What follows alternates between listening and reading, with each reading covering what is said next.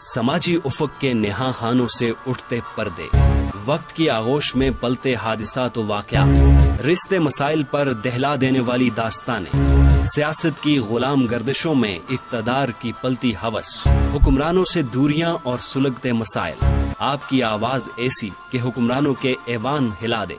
अफशा होंगे राज हमारी मुआशी तबाही के, देखेंगे झलक अपनी खोई हुई सकाफत की, तलाश करेंगे खुशहाली और तरक्की की नई राहें। देखते रहिए programme time to talk Shaukat Hussain के साथ, सिर्फ लिब्रा न्यूज़ बाग पर। बिस्मिल्लाहिर्रहमानिर्रहीम। लिब्रा न्यूज़ के तमाम नाज़रीन को शौकत हुसैन का सलाम पहुँचे। नाज़रीन, प्रोग्राम टाइम टू टॉक में हम मुख्तलिफ मौज़ूआत को ज़ेर बहस लाते हैं। अफराज गर्दीदी मेरे साथ मौजूद हैं। आज हम सबसे पहले बात करेंगे ताजर इत्तेहाद पैनल, जो कि मुंतखब बॉडी के अपोजिट जो ग्रुप है यहाँ पे, उसने ताजरों के हवाले से अपने तहफ़्फ़ुज़ात का इज़हार किया है और ताजरों की जो बॉडी है उस पर बहुत सारे इल्ज़ामात आयद किए। अफराज गर्दीदी, आप भी उस प्रोग्राम में मौजूद थे।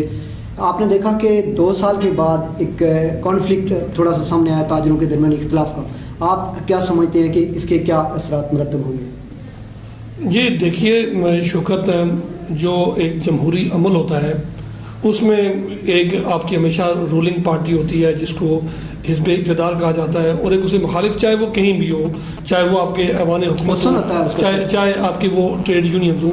तो ये जो तंजीम थी ये भी एक ट्रेड यूनियन थी जो जिसमें अब एक इख्तिलाफ राय अव्वल रोज़ से मौजूद था, और इन लोगों ने एक दूसरे के अगेंस्ट वहाँ पे इलेक्शन में हिस्सा लिया था, जिसमें जो मौजूदा पार्टी है जिसके प्रेसिडेंट जो हैं वो हाफिज तारिक थे, और सादिक शाह साहब जो पहले सदर भी रहे, और वो उसमें इलेक्शन उन्होंने लूज़ किया था। उसके बाद एक अच्छा अमल ये हुआ था कि दोनों ग्रुप्स ने एक दूसरे को खुशदिली के साथ कबूल किया था, और हाफिज तारिक गुज़िश्ता 2-2.5 साल से बतौर सदर अंजुमन ताजरान जो है वो बाग में डिलीवर करने की कोशिश करते रहे, या वो डिलीवर करते रहे। तो उन्होंने डिलीवर किया या डिलीवर करने की कोशिश की, लेकिन आज जो साबिक़ 2 सदूर थे, जिसमें आपने देखा इफ्तिखार ज़मान थे, सादिक शाह साहब थे, साबिक़ जनरल सेक्रेटरी थे जो शबीर शाह साहब थे, राजा फारूक थे, राजा अब्दुल हकीम थे, और इस तरह कई जो लोग थे वो वहाँ पे इस तकरीब के अंदर मौजूद थे। कयूम बेग थे, कयूम चुगताई थे, और इन सब लोगों ने, और उनके साथ ताजरों की भी एक काबिल ज़िक्र तादाद मौजूद थी। बात यहाँ तक पहुँची कि चेयरमैन सुप्रीम काउंसिल जो खान कादिर हैं उनके बारे में कहा गया कि चूँकि एक कानूनी या उनके बतौर एक दस्तूरी ज़रूरत थी कि उनको सुप्रीम काउंसिल के मेंबरान को नामज़द करना था, जिसमें मौजूदा मुंतखब बॉडी के साथ साथ सुप्रीम काउंसिल के मेंबर्स जो होते हैं उनका अंजुमन ताजरा के अंदर एक बड़ा फाल रोल होता है। ये आज जो मुकर्रीन थे उनकी गुफ्तगू के अंदर से हमें महसूस हुआ।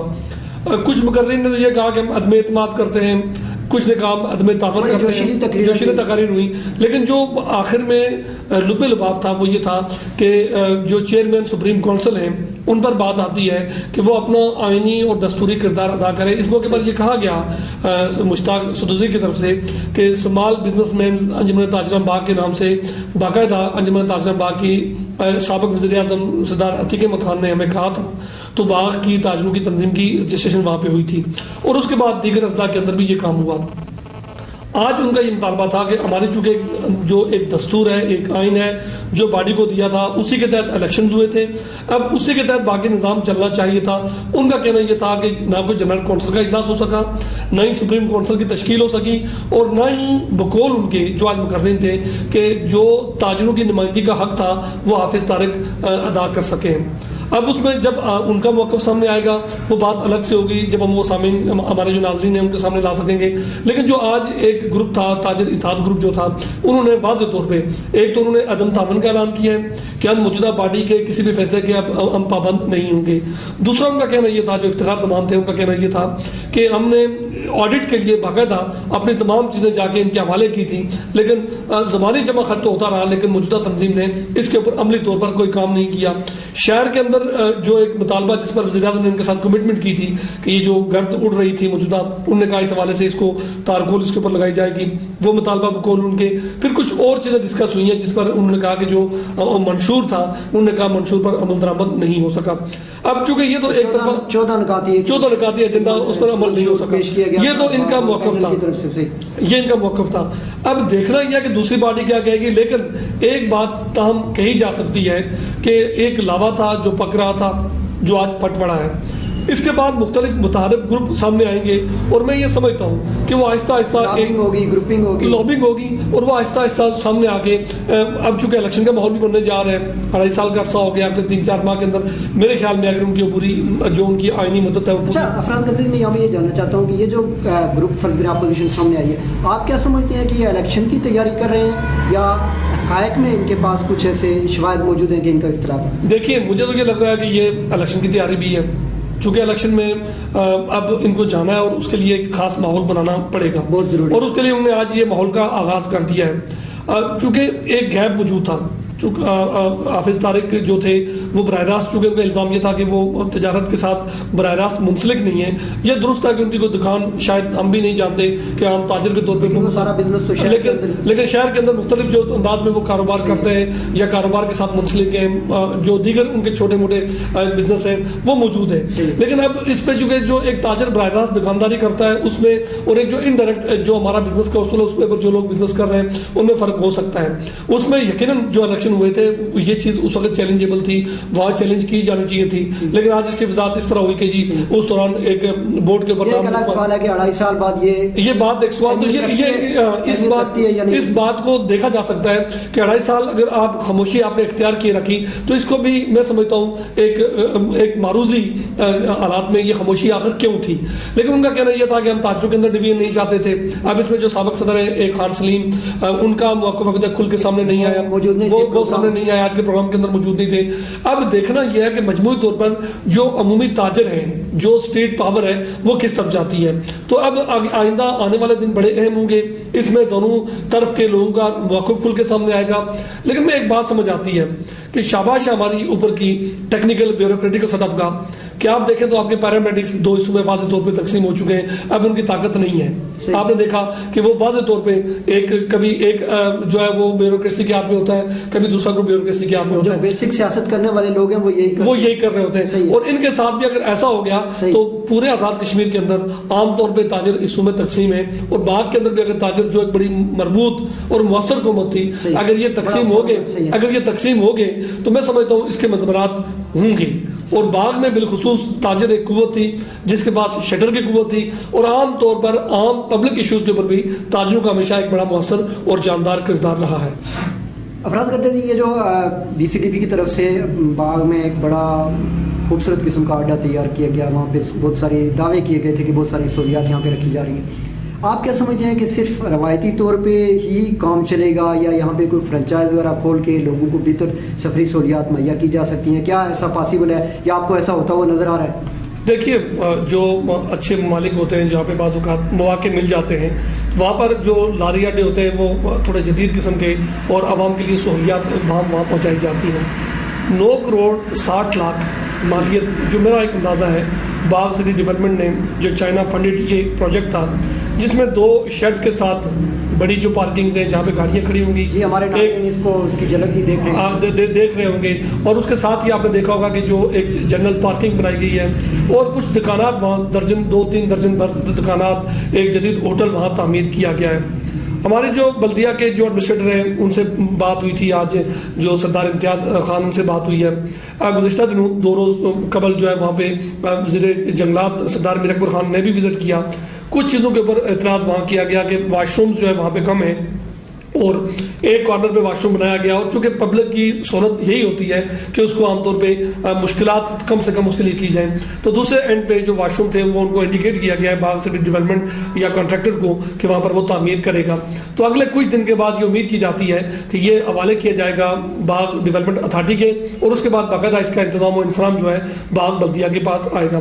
لیکن میں یہ سمجھتا ہوں جس طرح آپ نے بات کی شوکت حسین کہ ایک روایتی لاری اڈے کا سسٹم ہے جہاں پر عام مسافر کی عزت نفس اس حد تک محفوظ نہیں ہوتی جتنی ہونی چاہیے۔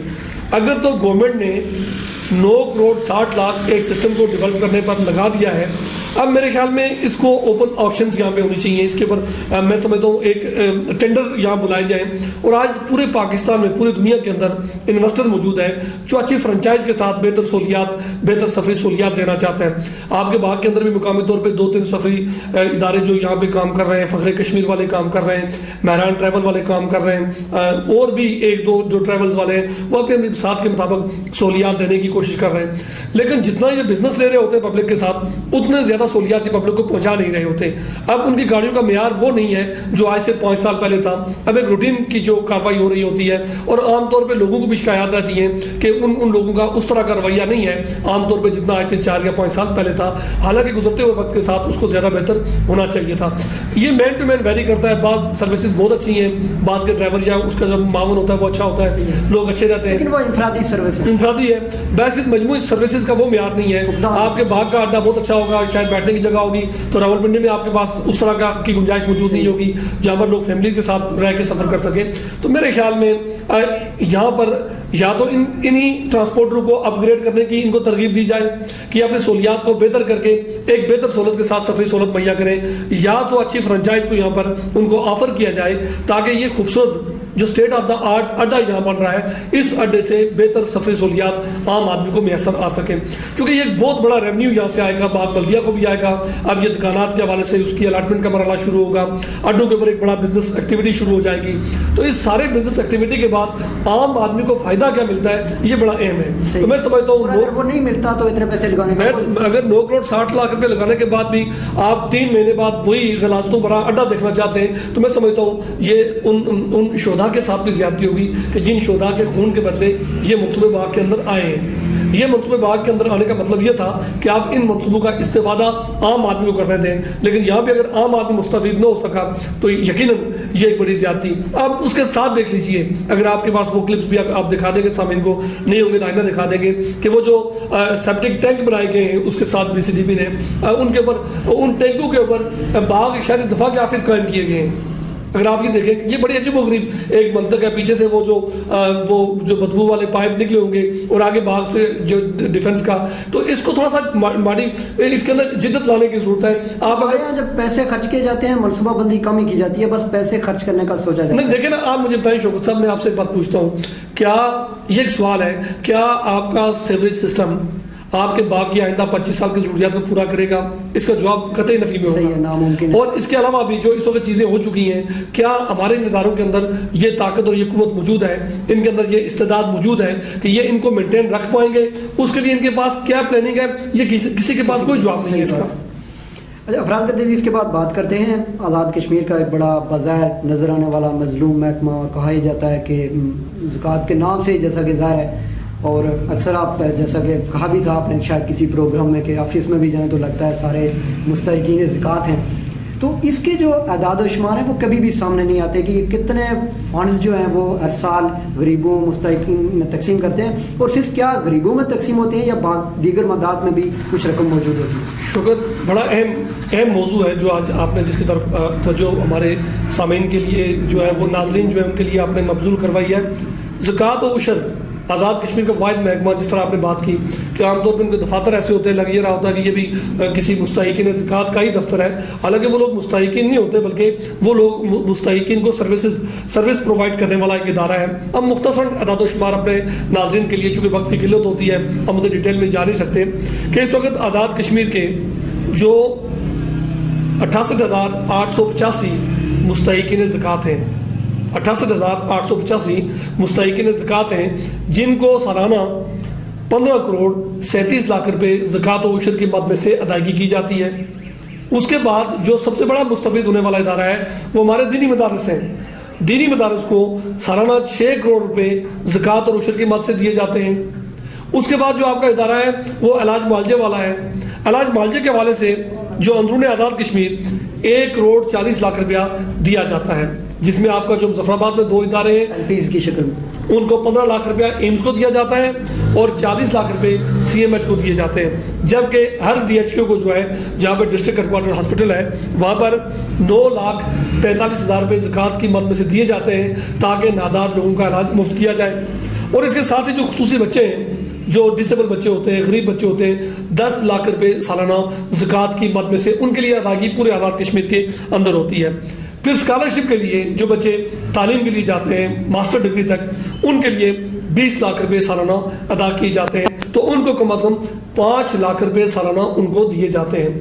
تو یہ آپ دیکھیں تو یہ بہت بڑی, یعنی آزاد کشمیر کا میں اگر یہ کہوں کہ یہ واحد محکمہ ہے زکوٰۃ و عشر, یہ اتنا مظلوم محکمہ نہیں ہے بلکہ یہ دینے والا محکمہ ہے. اور یہ وہ زکوٰۃ ہوتی ہے جو زکوٰۃ 68,000 لوگوں کی فہرست موجود ہے ان کے پاس, 68,885 رجسٹرڈ مستحقین ہیں جو ریگولر نیٹ ورک کے اندر ہیں. اور آپ علاج معالجے کی صورتحال دیکھیں, پھر آپ کے دینی مدارس, اور دینی مدارس ہیں کتنے, اگر یہ بھی اعداد و شمار آپ کے سامنے آ جائیں گے. اس میں ضلع مظفر آباد کے اندر 40 دینی مدارس ہیں جن میں 1773 طلبہ اور طالبات زیر تعلیم ہیں. باغ میں 44 ادارے ہیں 44, جس میں جو اعداد و شمار ہے 1717 طلبہ اور طالبات زیر تعلیم ہیں. نیلم میں 15 مدارس ہیں جو 520 طلبہ اور طالبات وہاں بتایا جاتا ہے زیر تعلیم ہیں. حویلی میں 3 طلبہ اور 3 ادارے ہیں اور وہاں پر 117 طلبہ اور طالبات جو رجسٹرڈ ہیں اس کھاتے کے اندر. ہڈیا بالا میں 7 مدارس ہیں اور وہاں پر 249 طلبہ اور طالبات ہیں. پونچھ میں 29 ادارے ہیں اور 967 طلبہ اور طالبات وہاں پہ زیر تعلیم ہیں. کوٹلی میں 5, کوٹلی بڑا ضلع ہے لیکن شاید وہاں پہ سیلف سروس کا ہے کوئی سسٹم, مجھے بھی سمجھ نہیں آئی ہے, لیکن 5 وہاں پہ تعلیمی ادارے ہیں اور 201 طلبہ اور طالبات ہیں. میرپور میں 22 تعلیمی ادارے ہیں, دینی مدارس ہیں, وہاں پر 1242 طلبہ اور طالبات جو ہے وہ اس سسٹم کے اندر موجود ہیں. بھمبر میں 5 اور پلندری میں 15 تعلیمی ادارے ہیں. تو پلندری میں 568 طلبہ اور طالبات ہیں اور بھمبر میں 118 طلبہ اور طالبات ہیں. مجموعی طور پر تقریباً 7472 طلبہ اور طالبات ہیں جو 185 جو دینی مدارس ہیں ان کے اندر زیر تعلیم ہے, اور ان کو زکوٰۃ و عشر کی مد میں سے 6 کروڑ روپے ریگولر ماہانہ ان کو دینی مدارس کو. یہ بڑی پازیٹیو بات ہے کہ گورنمنٹ کا وہ ادارہ کہ جس کو بڑا اپاہج کا ادارہ سمجھتے ہیں, جس کے بارے میں کوئی عام طور پہ اچھی رائے نہیں ہے. تو آج کے پروگرام کا مقصد بھی یہی ہے کہ لوگوں کو یہ بات اویئر کی جائے, ان کو پتہ ہو, اس بات پتہ ہو کہ زکوٰۃ و عشر محض کوئی معذور ادارہ نہیں ہے بلکہ بہت بڑی سروسز دے رہا ہے. اور ہمارے وہ لوگ جن کو عام طور پہ یہ تاثر ہوتا ہے کہ وہ اپنی زکوٰۃ کو انڈیویجول سسٹم کے اندر لانے کی کوشش کرتے ہیں, یہ ایک کلیکٹیو ایفرٹ ہے. میں سمجھتا ہوں گورنمنٹ کے اداروں کو بھی یہ بات چاہیے کہ وہ عوام کو ایجوکیٹ کریں کہ اگر اجتماعی طور پہ کوئی طاقت استعمال کی جائے گی, اجتماعی طور پر مالی مفاد لوگوں کو دیا جائے گا, تو اس سے زیادہ بہتر نتائج برآمد ہو جاتے ہیں. صحیح ہے. اچھا افراز گردی پروگرام کے آخری حصے میں آپ جائیں گے اور ہم ڈسکس کریں گے منشیات کے حوالے سے. جیسا کہ آپ کو علم ہے کہ ایس پی کامران علی کی ہدایت پہ ایس ایچ او فیض الرحمان کی نگرانی میں ایک ٹیم نے چھاپہ مار کے بونٹ چوک سے 2 جو منشیات فروش ہیں ان کو گرفتار کر لیا, جن میں سے ایک کا نام سائیں اور دوسرے کا نام جو ہے وہ صداقت بتایا جی.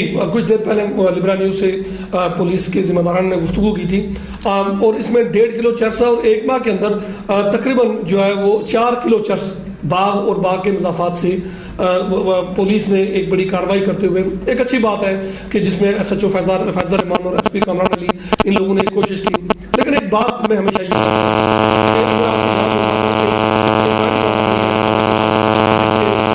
میں سے 45 کلو چرس باغ میں برآمد ہوئی تھی, یہ بھی ایک ماضی کی بات ہے.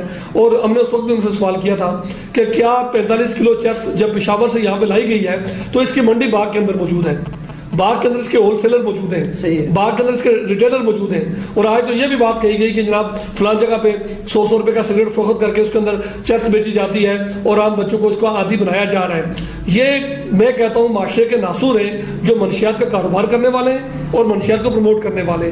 اس حوالے سے پولیس کی کارروائی کو میں سمجھتا ہوں کہ یہ تحسین کرنی چاہیے ہر لیول پہ, اور کسی بھی لیول پہ منشیات فروشوں کے ساتھ کوئی رعایت نہیں برتی جانی چاہیے. تو یہ جو کام ہو رہا ہے اس وقت, اس کو پازیٹیو انداز میں جو ہمارا اینٹی منشیات ڈپارٹمنٹ ہے وہ زیادہ بہتر طور پہ کام کرے اور اس نیٹ ورک کا پتہ چلائے وہ بااثر لوگ کون سے ہیں کہ جو اس نیٹ ورک کو پروان چڑھاتے ہیں اور اس کو سپورٹ دیتے ہیں.